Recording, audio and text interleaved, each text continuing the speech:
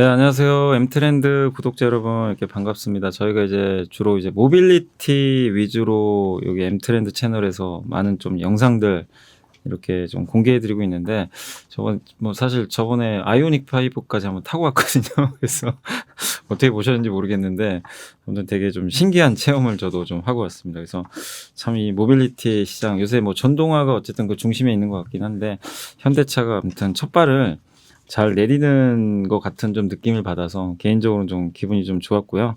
그래서 오늘도 이제 또 새로운 또 주제로 또 구독자 여러분 좀 찾아뵙게 됐는데, 벌써 이제 6월 달이 좀 됐습니다. 벌써 이제 이 2021년도도 절반이 좀 지나가고 있는 그런 상황인데, 어쨌든 지금 이 상반기에 그래도 자동차 시장이 정말 뜨겁게 움직였던 것 중에 하나가 애플카 이슈였는데, 그게 이제 차갑게 식으면서 좀 주가 부진하다가 또 반도체 이슈 때문에 굉장히 이제 소외를 받는 그런 흐름들이 좀 많이 나왔는데, 이 어쨌든 차량용 반도체, 이게 어쨌든 우리가 지금 가장 화두가 되고 있기 때문에 이 부분하고 또 하반기에 우리나라 또 현대차 그룹을 중심으로 한 자동차 산업이 또 어떤 식으로 펼쳐질지 그 전망을 한번 들어보고 싶어서 오늘 이제 유진투자증권의 그 자동차 담당하시는 이재일 연구원님을 한번 모셔봤습니다. 안녕하세요, 연구원님. 안녕하십니까. 네. 저는 유진투자증권에서 모빌리티 네. 산업 섹터 담당하고 있는 이재일 연구원입니다. 네, 이렇게 찾아뵙게 돼서 좀 반갑고요. 그 연구원이 그 모빌리티 산업에서 어쨌든 이제 가장 좀 최근 들어와서 가장 핫했던 게 어쨌든 이제 자동차 그 반도체가 공급이 안 돼가지고 좀 충격을 좀 받는 뭐 문제들이 좀 많이 발생했었는데, 지금 어느 정도 좀 피해가 있는 건가요, 이게 실제적으로? 실질적으로 봤었을 때 한 글로벌 생산량의 5% 정도가 지금 5%. 차질을 겪고 있는 걸로 좀 파악이 되고 있어요. 그래서 한 360만 대에서 400만 대 사이 정도 글로벌리 봤었을 때 차질을 빚고 있고, 현재 지금 가장 크게 차질을 빚고 있는 지역은 미국 쪽이 좀 심각한 상태고요. 그리고 유럽 쪽도 좀 가동 중단이 장기화되고 있고, 중국도 이제는 좀 정확히 집계는 뭐 미국이나 유럽 대비해서 안 되는데 네. 중국도 좀 상당한 타격이 있습니다. 그 저번에 보니까 뭐 포드가 예전에도 한번 뭐 이런 이슈로 생산 못한다 그래 주가 폭락한 걸로 저도 기억이 나는데. 네, 1분기 실적 발표하고 나서 2분기 때 생산량이 거의 절반으로 줄어들 것 같다, 이렇게 좀 발표를 했었죠. 근데 이제 그때 기사를 보니까 우리 한국 업체들은 그래도 예전에 반도체 재고를 좀 많이 쌓아놔가지고 도요타도 보니까 그렇게 타격이 없었다고 하던데, 네. 한국 업체들은 지금 상황이 좀 어떤가? 그러니까 글로벌 피해가 있는 건 맞는데 좀 그래도 글로벌 업체들보다는 양호한 상황인가요? 1분기 때는 거의 피해가 없다가 2분기 들어서면서부터 피해가 생기기 시작을 했거든요. 근데 글로벌 업체 대비로는 뭐 그렇게 심각한 타격이라고 좀 보기는 어려울 것 같아요. 뭐 예를 들어서 뭐 포드나 GM 같은 데는 몇십만 대 단위로 지금 생산 차질이 나타나고 있거든요. 뭐 포드는 거의 70만 대를 얘기를 했었고, 뭐 GM도 뭐 기본 한 20만 대에서 30만 대까지는 차질을 빚을 것 같은데, 뭐 현대기아차는 지금까지 발표된 내용들만 봤을 때에는 뭐 10,000대에서 20,000대 뭐 이 정도 수준에 그칠 거라서 차질이 있는 거는 사실이지만, 뭐 이제 글로벌 업체 대비로서는 굉장히 양호하다라고 좀 볼 수 있겠죠. 그 보면 이제 뉴스 이렇게 계속 보면 막 5일 가동 중단하고 막 뭐 네. 아산 공장 뭐 이런 식으로 나오는데, 그게 이제 가동이 중단됐을 때 실제로 그게 그 매출액 대비해서 뭐 5% 2% 나오긴 하던데, 네. 실적에 좀 큰 영향을 주나요, 실제로는? 그러니까 공시에 나오는 그 매출액 대비 5% 6%는 그 공장의 풀캐파를 기준으로 해서 나오기 때문에 실제 생산 차질 물량은 아니고요. 이제 생산 차질 물량이 얼마나 되냐고 보면은, 예를 들어서 뭐 아산 공장 뭐 3공장이 뭐 이틀 동안 문을 닫았다. 뭐 이렇게 되면 한 2,000대에서 3,000대 정도가 차질을 빚습니다. 근데 일수를 좀 잘 봐야 돼요. 그게 뭐 일주일, 2주일 이렇게 길어지면은 그게 뭐 10,000대, 20,000대 이렇게 가게 되는데, 최근에 보면 한 이틀 정도 대부분 닫았거든요. 근데 그러면 한 2,000~3,000대밖에 차질이 발생 안 합니다. 왜냐하면 이런 것들을 많이 물어보시더라고요. 네. 이게 개인 투자분들이 이거 이렇게 자꾸 가동 중단되니까 네. 좀 문제가 심각한 거 아니냐. 근데 이렇게 좀 짧은 주기로 좀 가동 중단되는 거는 큰 영향이 없다고 보시는 거죠. 그거는 이제 큰 영향이 없죠. 네. 그리고 아까 이제 제가 잠깐 도요타 얘기도 좀 했는데, 도요타는 오히려 생산 목표치를 상향한 걸로 좀 나와 있는데, 네. 이게 수급에 진짜 차질이 없는 건가요? 그러니까 이게 업체마다 조금씩 차이가 있는데, 도요타 같은 경우에는 지금 굉장히 좀 대응을 잘 하고 있는 편인 것 같습니다. 그리고 토요타 같은 경우는 좀 다른 업체들하고도 차이가 있는 게 전기차 출시 물량이 좀 많지 않거든요. 아, 그죠. 예, 네, 맞아요. 근데 지금 전기차 쪽이 차량 반도체 수급량이 굉장히 또 많이 필요한 차종이다 보니까 전기차 신차를 많이 낸 업체들이 또 차량 반도체 수급이 좀 어려운 측면도 좀 있고요. 그리고 토요타는 사실 작년 하반기부터 해가지고 공장 가동이 중단됐던 데가 상당히 좀 적었었습니다. 적었었기 때문에 지속적으로 생산을 이어와서 오더 같은 경우에도 차근차근 돼 있어서 공장을 중단했다가 다시 재가동하는 것보다는 그런 경우에는 네. 수급차들이 훨씬 덜하죠. 근데 이렇게 보면 테슬라가 그럼 타격이 좀 굉장히 클 것 같은데 테슬라 실제로 좀 큰 타격이 건가요? 있죠. 특히 테슬라가 올해 1분기 때 예. 모델 S랑 X 라인 조정을 좀 했었단 말이죠. 얘네들이 이제 리디자인이 들어가기 때문에 신모델 출시 전에 가동을 좀 중단을 했었는데 그것 때문에 조금 시간을 벌기는 했겠지만 아마 제가 생각하기에는 신모델도 출시가 조금 지연될 가능성이 높을 것 같아요. 왜냐하면 이렇게 신차 같은 경우는 오더를 좀 급하게 낼 수밖에 없거든요. 작년부터 미리 내놓지는 않았을 거고 뭐 올해 연초에 내놨으면 아마 조금 딜레이가 되면서 신차 출시가 좀 미뤄지는 좀 그런 효과가 있을 것 같습니다. 네. 그래서 요새 뭐 테슬라 주가가 좀 너무 안 좋아서 요즘에 근데 어쨌든 근데 이것도 종합해 보면 결국 이 반도체 공급 이슈가 좀 해소가 되면 이게 테슬라를 포함해서는 어쨌든 좀 그 글로벌 자동차 회사들 주가에는 그래도 좀 긍정적으로 작용할 수는 있겠네요. 지금 다들 신차 출시를 밀어놨거든요. 네. 뭐 상반기 중에 하기로 했던 거를 다 하반기로 밀어놓은 상태이기 때문에 3분기 되면은 이제 신차 출시들이 쏟아질 수 있을 것 같아요. 그리고 이제 궁금한 게 이게 이제 정말 많은 그 자동차들이 1년 전체 판매량이 제가 알기로는 8천만 대, 9천만 대 정도 되는 걸로 아는데 글로벌 대역에.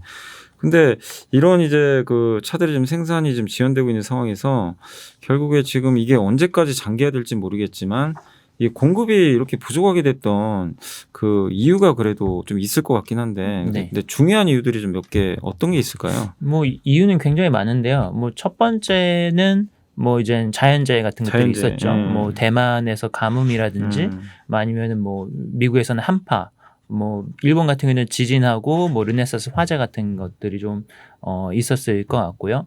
그리고 뭐 두 번째로 보게 되면 역시 뭐 코로나 때문에 생산들이 좀 차질을 빚었던 점. 세 번째가 어떻게 보면 굉장히 좀 구조적인 원인이 될 것 같은데 일단 전기차 출시가 굉장히 빨라졌다는 점이 있습니다. 기본적으로 전기차가 차량용 반도체가 일반 내연기관차 대비해서 2배 정도가 들어가거든요. 근데 바이든 행정부가 들어서면서 예정됐었던 전기차 출시 속도가 굉장히 다들 빨라졌습니다. 그래서 병목 형상이 거기서 좀 걸리기 시작을 했고요.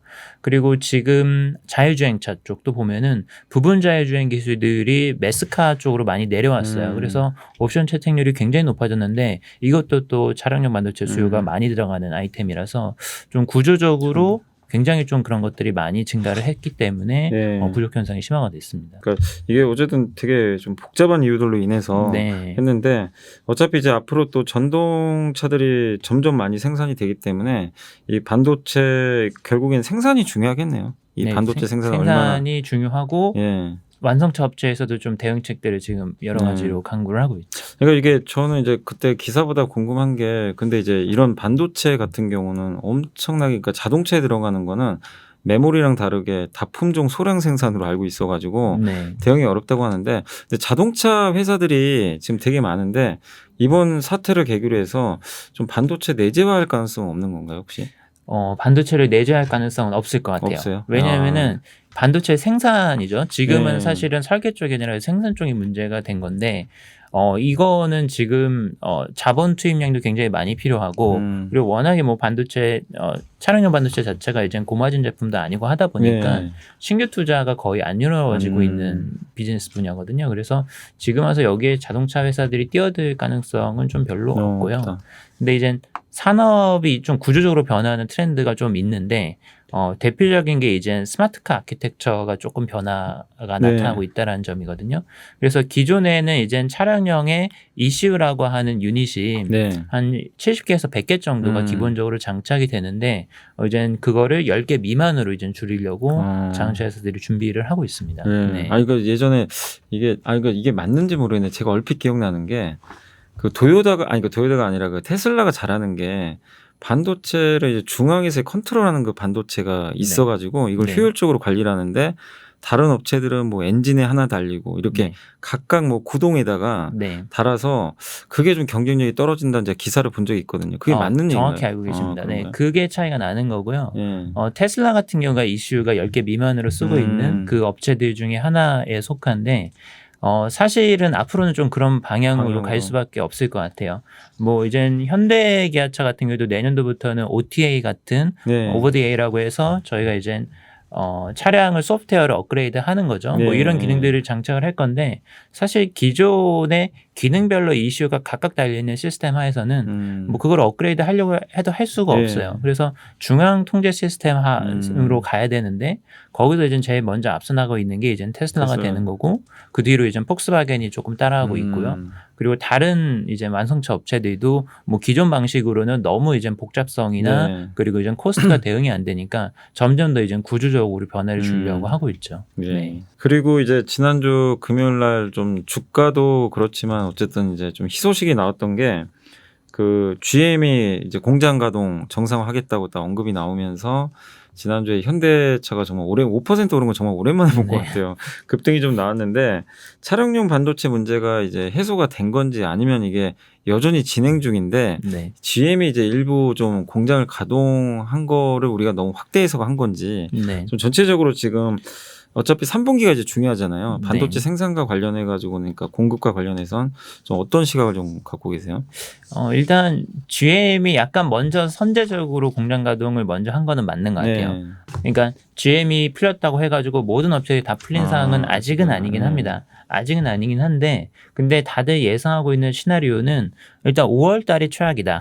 여기에 대해서는 좀 컨센서스가 있어요. 5월이 최악일 거고 6월 달도 힘들겠지만 시간이 지나면 지날수록 점점 더 이슈는 해소가 될 거다. 다들 좀 이렇게 생각을 하고 계시고요. 지금 르네사스 공장 같은 경우는 4월 말부터 재가동을 시작을 해서 지금 6월 말 정도 되면 100% 캐파 다시 올라온다라고 좀 얘기를 했고요. 그리고 TSMC 같은 경우에도 6월 말 시점이 되면은 증산 물량들이 이젠 선적들이 되기 시작을 할 거다. 그렇게 되면은 완성차들이 요구하는 최저 요구치 정도는 맞출 수 있는 정도로 이젠 캐파가 올라온다라고 얘기를 했기 때문에 다들 뭐 6월 중에는 이제는 회복되는 시그널이 나타나기 시작을 할 거고 그때부터는 주가가 이제 반등 국면에 들어서겠구나. 뭐 이 정도는 다들 생각을 하고 계신 것 같아요. 근데 이제 주가를 봤을 때 그러면 이제 연구원님도 사실 그러니까 1월달에 너무 이제 애플카 이슈로 흥분했던 주가가 좀 저는 뭐 잘 쉬었다고도 저도 보고는 있는데 계속 오를 수는 없잖아요. 근데 공교롭게 이제 그때 반도체 쇼크가 좀 터졌는데 이게 어쨌든 반도체 쇼크가 어쨌든 근데 이게 좀 완화가 되면 그러니까 제가 금요일날 보면서 느끼는 게 반도체가 제일 중요한 이슈인 것 같긴 한데 근데 이것만 해결된다고 해서 주가가 다시 이게 시장보다 굉장히 강하게 가서 주도주가 될 수 있다고 보시는 건지 아니면 또 다른 요인들이 또 복합적으로 작용해야 되는 건지 그러니까 현대차에 대한 끊임없는 또 이게 검증이 필요하잖아요. 뭐 아이오닉 5라든가 전동차 플랫폼이라든가 좀 어떻게 보세요? 일단 올해만 놓고 봤을 때는 반도체 이슈가 제일 중요한 건지 아니면은 그거 외에도 좀 살펴볼 만한 것들이 있는지. 그거 말고도 여러 가지 이슈들이 있는데 뭐 제가 봤을 때 한 두 가지 정도가 있을 것 같아요. 하나는 실적이 될 거고요. 그리고 또 하나는 이젠 전기차 양산. 그리고 전기차 신차 출시. 요거를 좀 눈여겨봐야 된다고 생각을 하는데 일단 실적은 예상보다 좋을 것 같아요. 그러니까 지금 흐름이 생산이 안 되기 때문에 당연히 실적이 안 좋지 않겠냐 이렇게들 많이들 우려를 하고 계신데 실제로는 예상보다는 좋을 가능성이 굉장히 높다라고 생각을 합니다. 이유는 이제 두 가지가 좋아져서 그런데 완성차 실적의 결국에는 생산, 판매 그리고 금융 이렇게 세 가지로 나눠볼 수 있거든요. 생산 쪽은 분명히 좀 타격이 있겠죠. 말씀드린 대로 그렇게 타격이 크진 않겠지만 뭐 마이너스 되는 부분이 분명히 있는 거고 판매는 지금 굉장히 좋습니다. 재고가 굉장히 낮기 때문에 재고 관리 비용이 안 들어가고 그리고 인센티브를 쓸 필요가 없어요. 왜냐하면 사람들이 알아와서 대기를 해가지고 차를 가져가야 되는 상황이기 때문에. 그리고 금융 같은 경우에도 작년 하반기부터 현대차의 금융 부문이 사상 최고 분기 실적이 계속해서 나오고 있는데 중고차 가격 때문에 그렇거든요. 지금 뭐 리스라든지 아니면 장기 렌트로 나간 경우에는 중고차 단가가 굉장히 중요한데 중고차 가격이 지금 천정부지로 치솟고 있습니다. 그래서 중고차 가격이 또 오르기 때문에 또 금융 부문 실적이 또 좋거든요. 그래서 전체적으로 봤을 때 실적은 오히려 지금 플러스인 국면인 거고 미국 업체들도 그거를 또 인정을 하고 있어요. 자기네들이 지금 공급을 축소를 하니까 가격이 생각보다 높게 형성이 되고 있고 그리고 소비자들도 거기에 대해서 굉장히 반발할 줄 알았는데 지금 굉장히 대기들을 잘 해주시고 계시죠. 뭐 기대 신차 같은 경우는 길게는 1년까지도 뭐 대기를 해서 또 신차를 받아가시기 때문에 이런 측면에서는 굉장히 판매 조건이 너무 좋아요. 그래서 예상보다 실적이 좋을 것 같다라는 점이 이제 또 하나 플러스 요인이 될 것 같고 그리고 전기차 신차 같은 경우에도 보면은 아이오닉 5랑 EV6가 공개는 됐는데 양산이 못했어요. 왜냐하면 계속 차량용 반도체 이슈 때문에 양산이 못했는데 최소한 6월달 말 내지는 7월부터는 이게 양산에 들어갈 거든요. 그럼 이게 양산에 들어가면은 밑에 있는 부품사들도 기존에 공급 못했었던 물량들 이제 신규로 넣기 시작을 할 거고, 그러면 이제 또 수요 효과가 나타나기 시작을 하겠죠. 그리고 현대차가 또 제네시스 EV들이 이제 또 나오기 시작을 합니다. 뭐 G80 EV도 이제 곧 공개를 할 거고, 뭐 GB60이나 뭐 GB70 기반의 전기차 같은 경우도 올해 연내까지 다 이제 양산까지 하겠다라는 계획이거든요. 그래서 뭐 이런 모델들이 나오기 시작을 하면은 다시 또 EV 신차 모멘텀이 또 붙을 수 있기 때문에 상반기 때 사실 애플카도 중요했지만 EV 신차들이 많이 공개된다는 점에 대해서 투자자분들이 굉장히 많이 기대를 하셨었고 글로벌 업체에도 보면은 EV 신차 공개할 때가 제일 주가들이 좋아요. 이건 뭐 GM이나 포드 같은 경우도 다 공통적으로 나타나는 모습이라서 이런 걸 보면은 하반기에 다시 한번 또 기대감이 또 높아지는 국면이 아닌가 또 이렇게 좀 생각이 됩니다. 아 근데 좀 아쉬운 게 아니 저번에 포드가 막 주가 급등할 때 부럽더라고요. 우리 한국은 저런 것도 안 가던데. 좀 그랬으면 좋겠는데 일단 한국에 대해서 그러니까 너무 뭐 애플카 이슈가 상반기에 너무 반영돼서 그런 건지 좀 그런 부분은 아쉽긴 한데 근데 이제 좀 궁금한 게 뭐냐면 그 이거는 뭐 진짜 그 개인 투자자들 많이 물어보셨던 것 중에 하나인데 저도 그 고민을 많이 하거든요. 그러니까 주말에 뉴스를 보다 보니까 로이터에서 물론 이제 단독 보도인 것 같긴 한데 현대차에서는 아직 언급은 안 한 것 같긴 한데 내연기관차 모델 절반을 없애가지고 이제 전동화 쪽으로 가겠다 그런 기사가 하나 나왔더라고요. 현대차 쪽에 그 관련해가지고. 근데 이제 걱정이 되는 게 이제 이렇게 너무 또 빨리 가버리면 그러니까 이걸 뭘 봐야 되는 거예요. 그러니까 내연기관 확 줄이는 순간 어쨌든 그 실적은 좀 부러질 것 같고 전기차는 지금 수익성 모델 아니잖아요. 그러면은 실적을 봤을 때는 부정적인 것 같은데 근데 전기차로 안 갈 수도 없고 그러면 이 분위기에서 주가를 우리가 바라볼 때는 그래도 실적보단 전기차 쪽을 더 모멘텀을 보고 가야 되는 건가요? 일단 그 부분을 말씀드리면은 사실 전기차로 이전되면은 실적이 안 좋아질 것 같다. 이 부분이 자동차 산업을 눌렀었던 어떻게 보면은 제일 큰 우려들 중에 하나였었거든요. 근데 최근의 분위기를 보면은 사실 딱히 그렇지는 않다. 그러니까 자동차 산업의 수익성을 눌러왔던 거는 사실은 전기차나 내연기관차의 문제가 아니라 경쟁이거든요. 그러니까 시장에서 경쟁이 가격 경쟁이 너무 심하게 일어나고 공급 과잉이 되면서 비용이 너무 많이 발생하는 문제가 오히려 더 컸었던 것 같아요. 그래서 최근에 전기차를 공격적으로 확대함에도 불구하고 완숙제도 실적이 나쁘지 않아요. 굉장히 좋죠. 왜 이렇게 좋냐면은 결국에는 내연기관차 영역에서 더 이상 경쟁을 안 합니다. 그러니까 시장 점유율을 더 많이 가져오기 위해서 인센티브를 치거나 아니면 과잉 공급을 해가지고 판매 대수를 늘리거나 이런 게 없으니까 수익성이 올라가거든요. 전기차 같은 경우에는 당장은 돈이 안 돼도 지금 보조금이 계속해서 늘어나고 있죠. 미국 같은 경우에 기존에 7,500달러 주던 거를 12,500달러로 늘리겠다고 얘기를 하고 있고 유럽도 보조금을 더 많이 쓰고 있어요. 그래서 이런 보조금이 늘어나면서 나타나는 플러스 효과 그리고 지금은 돈을 못 벌지만 대량 생산하면은 또 코스트가 내려가거든요. 이런 거를 감안하면은 완성차 업체도 그렇고 그리고 정부 쪽에서도 이거를 수익성을 갉아먹으면서 이전이 되는 게 아니라 수익성을 보존하면서 이전을 할 수 있는 좀 이런 그림들이 지금 마련이 되고 있는 게 투자자들의 우려들을 굉장히 많이 줄여주는 부분인 것 같아요. 그러니까 말씀 들어보니까 이게 주가가 EPS 곱하기 PR이잖아요. 근데 EPS 면에서는 또 저 우려했던 그 약간 현상이 없는 거네요. 실제로는 그렇죠. 오히려 판매 단가도 올라가는 그리고 것 같고. PR은 전기차로 가면 갈수록 올라가는 국면이 되다 보니까 전반적으로 작년 말 올해 초 들어서면서부터 양쪽으로 다 이제 긍정적인 흐름이 나타나면서 주가들이 오르는 이런 모습이 나타나는 것 같아요.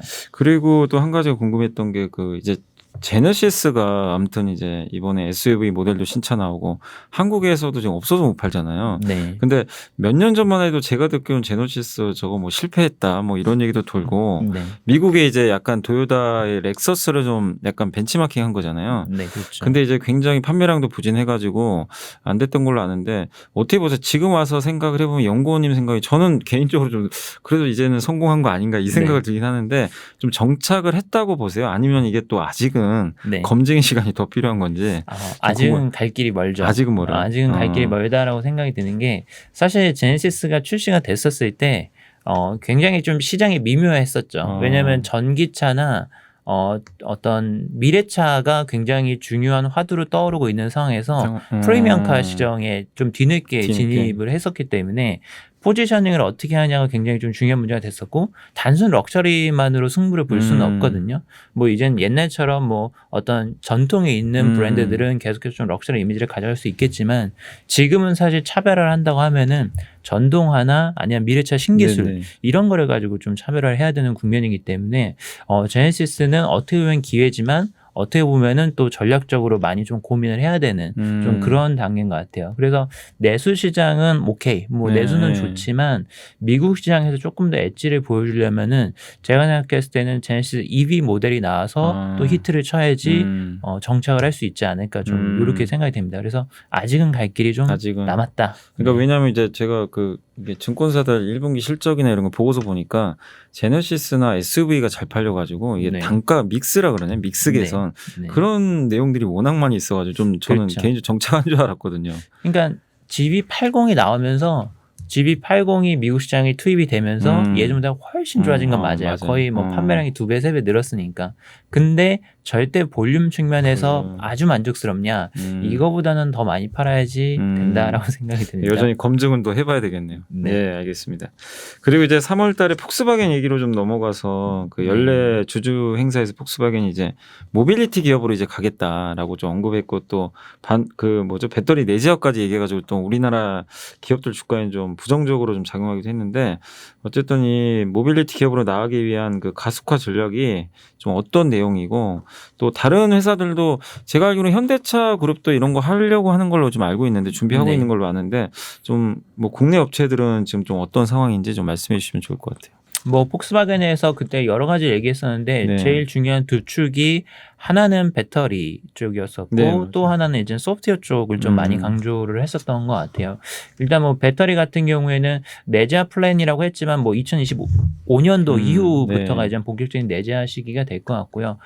이제는 배터리를 앞으로 어떤 식으로 조달하고 어떤 식으로 플랜을 짜나가겠다. 요거를 강조를 했던 게 되게 중요했던 것 같아요. 그래서 망간을 기본으로 한 하이망간 배터리가 볼륨 차종에 들어가게 될 것이고 그리고 이제는 하이니케 같은 경우에는 이제 외부 소싱을 하겠다. 뭐 이런 식으로 굉장히 좀 구체적으로 밝혔죠. 뭐 테슬라 같은 경우도 내재화를 밝혔었고 그리고 이제 폭스바겐이 또 내재화 계획을 발표를 하면서 결국에는 모든 완성차 업체들이 저 트랙을 따라가지 않겠느냐, 내재화를 하지 않겠느냐, 요거에 대해서 조금 우려들을 많이 좀 불러일으켰었던 것 같습니다. 근데 앞으로 미래를 생각하면은 결국에는 내연기관차에서 가장 핵심적인 부품이 뭐냐고 한다면은 배터리거든요. 배터리의 성능이 차량의 주행거리 그리고 성능 각종 성능들을 다 결정할 수 있기 때문에 뭐 완성차 업체 입장에서는 그냥 손 놓고 있기는 조금 애매할 것 같아요. 거기에 진출을 할 수밖에 없는데 당장에 진출할 가능성은 상당히 좀 낮다라고 봅니다. 왜냐하면 안전성 이슈가 너무 크기 때문에 지금 가뜩이나 뭐 화재 때문에 뭐 리콜 발생하고 하는데 거기에서 경험이 없는 상태에서 진출하는 것은 굉장히 무리라고 보고 있고요. 그래서 완성차 업체들이 추진하는 게 뭐냐면은 이젠 미래 배터리 기술이 도입돼서 안정성이 확보되는 시점에는 우리들이 진출할 수도 있겠다라고 생각을 하는 걸로 보입니다. 그래서 이젠 저희가 전고체 전지 대표적인 미래차 배터리이면서 특징이 뭐냐면은 안전성이 높다라는 점. 안전성이 높다는 점인데 여기 같은 경우에는 우리가 안전성에 대한 이슈 없이 내재화를 충분히 할 수 있는 그런 배터리 아닌가라고 완성차 업체들이 생각을 하는 것 같아요. 그래서 이젠 전고체에다 또 이렇게 대규모로 투자를 저도 궁금했던 하고 게 왜 자꾸 다 전고체만 하려고 할까? 저도 궁금했거든요, 진짜. 그 안전성을 딸 수밖에 없는 게 지금 만약에 뭐 코나 EV 같이 이제 배터리 교체 사건이 뭐 2025년도에 100만 대를 연 생산하고 있는데 그 사건이 터졌다. 이래버리면은 사실 수십 조가 발생을 그러네요. 하면서 회사가 망할 수도 네. 있는 이런 이슈가 되거든요. 엄청난 이슈네요. 그래서 완성차 업체들은 사실은 지금 이걸 어떻게 하면 안정성을 지금보다 높일 수 있을까? 어떻게 하면 리콜 리스크에서 벗어날까? 요거를 계속 좀 생각을 할 수밖에 없는 것 같아요. 그래서 그 이슈가 좀 있는 것 같습니다. 그리고 소프트웨어 쪽 말씀드리면은 소프트웨어는 사실 OTA 같은 이젠 소프트웨어 업그레이드를 네네. 완성차가 해줘야 되는 입장이 되게 되면은 이게 또 핵심 경쟁력으로 떠오릅니다. 테슬라가 여기에서 히트를 쳐가지고 우리는 일반적인 제조업체랑은 달라라고 이제는 또 선을 그었었고 폭스바겐도 이제는 유럽에서 두 번째로 큰 소프트웨어 업체를 유닛을 네네. 내부적으로 갖겠다라고 하면서 10,000명까지 이젠 소프트웨어 엔지니어를 늘린다고 했거든요.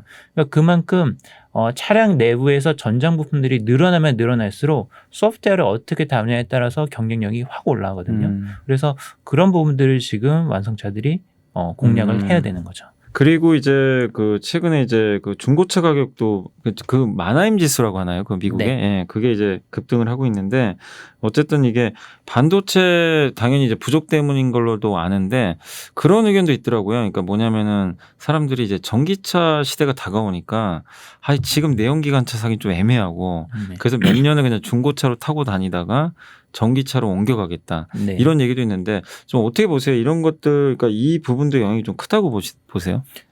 전기차로 이전 수요 그 부분은 사실 아직은 잘 모르겠어요. 아직은요? 아직은 잘 모르겠는 게 왜냐하면은 지금 미국 수요 상황이 어떠냐면은 신차도 굉장히 잘 팔립니다. 아, 신차. 네, 4월달 기준으로 미국의 계절 조정 연환산 지수가 1,850만 대를 찍었는데 이게 2005년도 이후로 처음이거든요. 1,800만 대를 넘은 게 미국에서 잘 팔려야지 1,700만 대 정도였었는데 뭐 한 달이긴 하지만 월한산 조정 지수가 1,800만 대 넘었다는 것은 신차 수요가 그만큼 강하다는 거거든요. 그래서 지금 전반적으로 수요가 굉장히 강하다라는 게 좀 하나 있을 것 같아요. 뭐 이젠 보복 소비 내지는 이제 보복 수요가 이제 발생을 하면서 일시적으로 이제는 소비가 늘어나는 단계인 거죠. 그래서 그 영향이 하나 있는 것 같고요. 그리고 전기차 이슈도 분명히 있을 것 같아요. 전기차도 이제는 중장기적으로는 전기차를 탈 수밖에 없다고 다들 생각을 할 거기 때문에 중고차를 그러려니 차라리 중고차를 사자. 뭐 그런 수요도 뭐 설득력이 있는 것 같습니다. 근데 그게 이제 결정적인 건 아니라고 보시나요? 아주 결정적인 건 아닌 것 같고 지금은 수요가 이 시간에 확 터지는 좀 그 보복 수요 효과가 훨씬 더 큰 것 같아요. 그래서 연구원님은 그러면 이제 반도체 공급 부족 이슈는 뭐 아까도 이제 잠깐 언급해 주셨지만 결국 그 개인적으로는 어느 시점에서는 좀 해소될 거라고 보세요. 그러니까 지금 뭐 아까 뭐 컨센서스로는 오리고리 피크아웃해서 꺾인다고 보시는데 그래도 이게 어떤 데서는 또 연말까지 계속 이어진다고 보는 데도 있긴 있는데 개인적으로 어떻게 보고 계세요? 그래서 그 부분이 이제는 단기적으로 증산 물량이 올라와서 해소되는 건 일단 3분기인데 구조적인 건 해소되는 건 이제 내년까지 갈 가능성이 있습니다. 그러니까 구조적인 거는 어떤 부분이냐면은 아까 말씀드린 것처럼 전기차나 그리고 이제 전동화 뭐 이젠 자율주행 쪽 이런 쪽에서 구조적으로 수요가 올라오는 거는 공장을 구조적으로 증설을 시켜가지고 대응을 해야 되거든요. 근데 그런 공장 증설 수요 같은 경우에는 최소 1, 2년은 걸린다고 합니다. 그래서 올해 연초부터 준비를 했다 하더라도 내년도 뭐 하반기는 돼야지 그 물량들은 들어오는 거죠. 그래서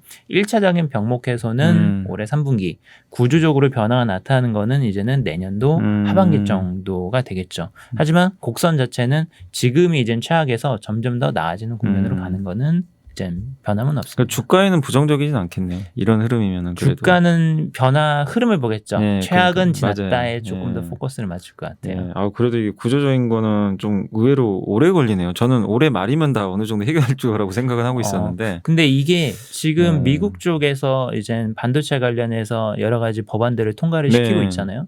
근데 얘네들은 이거를 구조적으로 공급 자체를 늘려가지고 좀 해결을 하려고 하는 것 같더라고요. 그래서 지금 이렇게 굉장히 이런 쇼티지를 강조하는 이유 중에 하나가 미국이나 유럽 같은 경우에는 자체적으로 반도체 물량 자체를 증산해야 되겠다. 그러니 정부에서 적극적으로 지원을 해줘라. 이거를 좀 분위기를 많이 몰고 있는 것 같아요. 그리고 이번에 보니까 그 이제 미국 얘기 나와서 또 하는 얘기지만 그 이제 그 친환경 정책과 관련해 가지고 결국 보니까 아직 이제 하원은 통과 안 된 것 같은데 상원에서 이제 전기차 관련해 보조금이 네. 이제 그 통과가 좀 된 것 같은데 좀 깜짝 놀랐던 게 이게 보통 테슬라도 그렇지만 이게 연간 20만 대 이상 판매가 되는 자동차에서는 보조금을 못 받는 걸로 알고 있었는데 네. 그거를 전체 자동차 판매의 50% 달할 때까지는 그냥 무조건 주겠다. 이런 식으로 좀 이제 정책이 좀 바뀌었고 거기다가 미국에서 생산한 업체는 뭐 2,500달러인 거야. 더 얹어주고 그다음에 네.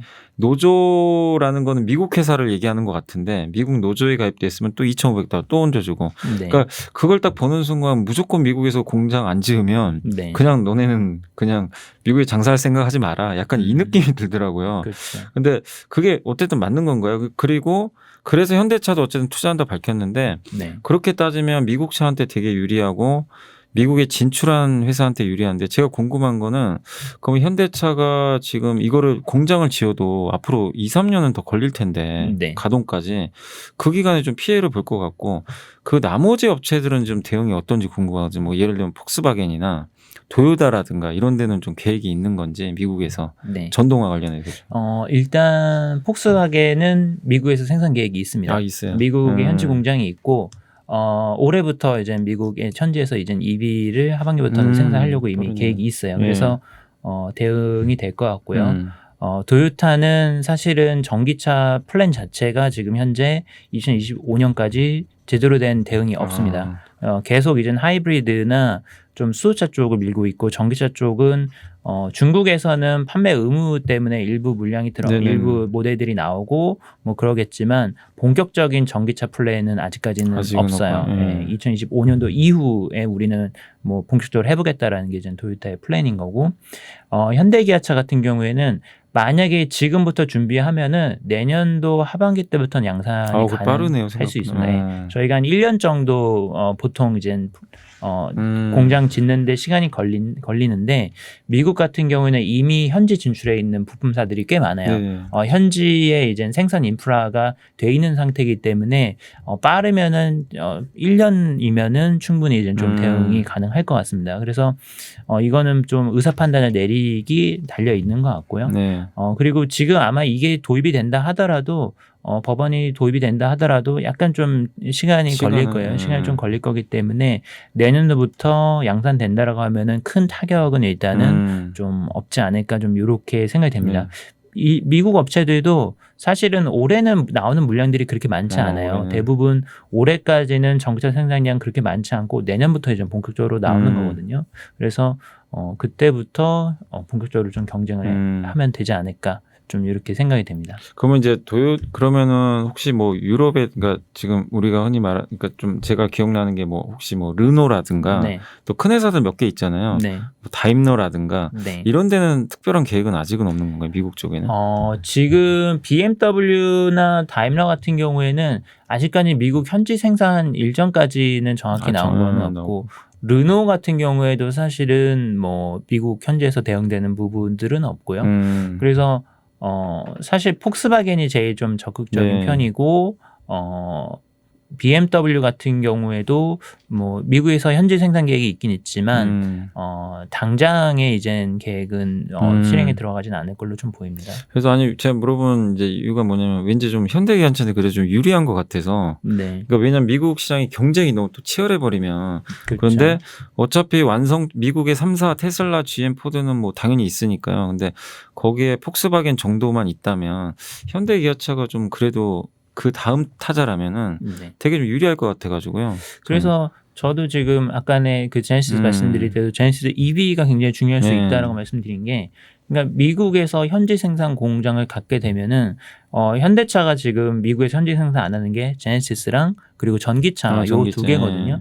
근데 현지 생산 공장을 갖느냐 안 갖느냐에 따라서 시장 침투율이 굉장히 또 차이가 많이 나거든요. 그래서 제네시스랑 EV가 좀 결합이 되면은 좀 미국 시장에서 굉장히 또 이젠 점유율을 한번 레벨업할 수 있는 좀 그런 전기가 또 될 수 있지 않을까 생각이 돼서 그 부분을 좀 잘 공략하는 게 지금 중요할 것 같습니다. 그 연구원이 보시기에 근데 이제 시장이 되게 막 다변화돼 있잖아요. 유럽도 있고 뭐 한국 내수야 뭐 워낙 잘하지만 중국은 거의 존재감이 없는 것 같고 제가 알기로는 현대기아차가 또 예전에 신흥국에서 되게 잘했던 걸로 기억나거든요. 뭐 인도, 브라질, 뭐 러시아. 그렇죠. 근데 지금 딱 봤을 때 어떻게 보세요? 그러니까 미국이 제일 중요한 건가요? 여전히 미국이고 신흥국은 제가 알기로는 되게 부진한 걸로 아는데 기대할 게 없는 건지.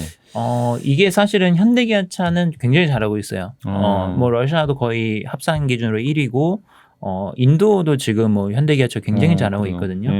근데 문제는 이 나라들 자체 수요가 꺾였어요. 그러니까 이 나라들이 옛날에는 이제 브릭스라고 해가지고 굉장히 성장을 주도했었던 국가들인데 지금은 사실은 수요 성장이 거의 선진국 중심으로 나타나고 요 브릭스 국가들의 성장률이 많이 꺾였거든요. 그래서 지금은 이제 국가적인 어떤 차원에서의 어떤 이머징이냐 선진국이냐 따졌을 때 경제의 어떤 중심주 자체가 선진국으로 이동한 게 좀 문제인 것 같고요. 그래서 당장을 놓고 봤을 때는 여전히 선진 시장이 굉장히 좀 중요하다라고 말씀드릴 수 있을 것 같고 이머징은 앞으로 이제는 성장성이 회복되는 거를 봐야 되는데 원자재 사이클이 또 굉장히 중요하긴 하거든요. 이런 국가들이. 왜냐하면 러시아나 뭐 브라질, 남미 국가들 이런 애들이 꼬꾸라졌을 때 보면 사실 다 유가도 폭락을 하고 그리고 화폐 가치도 같이 폭락을 하죠. 유가 폭락하면은 좀 이런 문제들이 있었는데 다시 한번 이제는 생산이 글로벌 경기가 살아나고 생산이 살아나면서 원자재 사이클이 다시 온다. 그럼 뭐 이젠 이머징 국가들의 수요도 굉장히 많이 늘어날 거거든요. 그래서 당장은 아닌데 이머징도 굉장히 또 중요한 시장이 앞으로 될 수 있죠.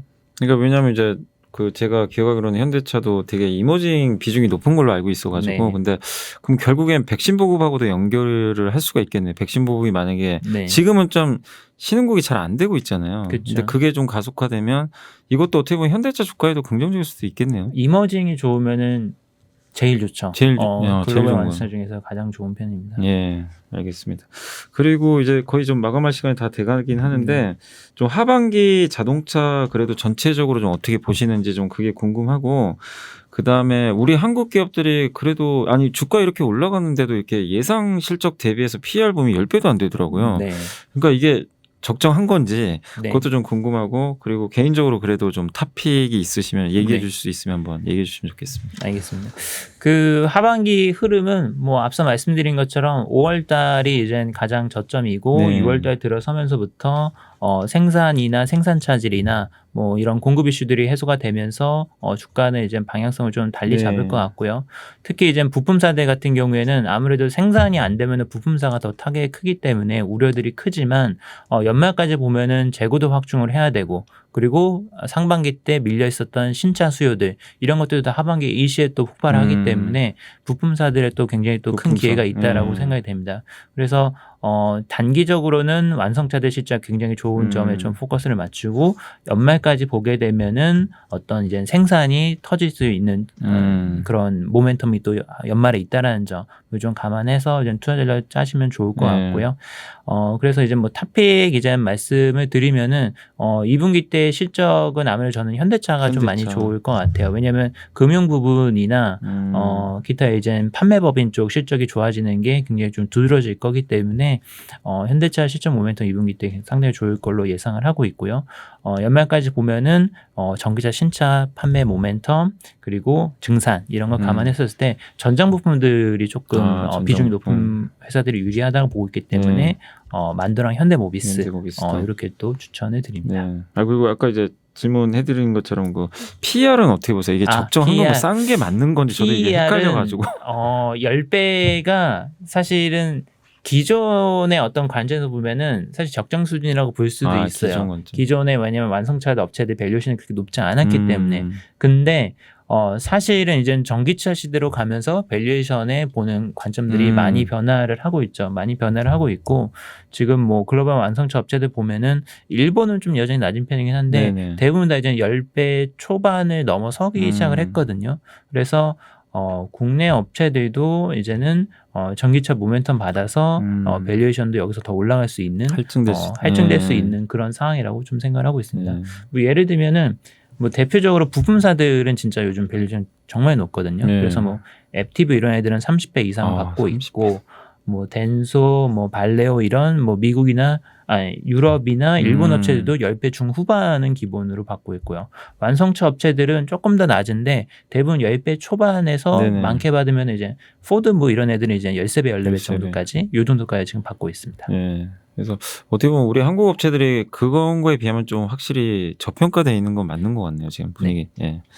알겠습니다. 자, 오늘 정말 저도 이게 자동차 요즘에 이제 좀 많은 분들이 걱정하셨다가 좀 분위기가 약간씩 반전되는 모습들이 나오는데 거기에 대해서 이제 또 하반기까지 우리가 연결을 해봐야 되잖아요. 그런 관점에서 보면 오늘 또 이재열 연구원님이 좋은 또 약간 그 방향을 제시해 주신 것 같아서 저도 많은 도움이 됐고 아마 이 방송을 보시는 분들도 도움이 됐을 거라고 좀 생각하고 있습니다. 어쨌든 또 시장 측면에서도 현대차 그룹이 차지하는 비중이 워낙 크기 때문에 당연히 주가가 좀 올라가는 게 국내 증시에도 저도 유리하다고 좀 보고 있기 때문에 현대차의 주가 방향성 또 앞으로의 실적 또 전동화 이런 것들 한번 여러분들이 잘 관찰하시면서 꾸준하게 업데이트 해나가시면 좀 좋겠습니다. 저희 M트렌드가 계속해서 그런 것들은 또 이 방송을 통해서 알려드릴 테니까요. 구독, 좋아요, 알림 설정까지 부탁드리겠습니다. 자, 오늘 이재열 연구원님 정말 좋은 시간 감사드리고 다음에 또 뵙도록 하겠습니다. 네, 알겠습니다. 네, 감사합니다. 감사합니다.